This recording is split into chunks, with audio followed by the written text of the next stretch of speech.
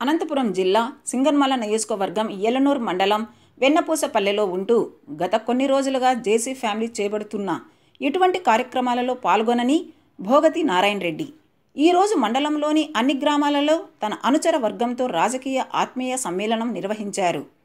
జేసీ సోదరులతో విభేదాలు వచ్చినప్పటి నుంచి గత కొంతకాలంగా తాడిపత్రి వదిలి తన స్వంత గ్రామమైన వెన్నపూసపల్లె గ్రామంలో ఉంటూ జేసీ బ్రదర్స్ ఆధ్వర్యంలో నిర్వహించిన చీరల పంపిణీ కార్యక్రమంలో కూడా పాల్గొనలేదు. ఎట్టకేలకు ఈరోజు మండలంలోని గ్రామాలలో తన అనుచరులను కలుసుకొని వారి అభిప్రాయం కోరగా పార్టీకి సంబంధం లేకుండా మీ వెంటే మేముంటామని, మీరు ఎవరికి ఓటు వేయమంటే వారికే ఓటు వేసి గెలిపిస్తామని అతని అనుచరులు తెలపడంతో భోగాతి సంభ్రమాశ్చర్యానికి గురైనారు.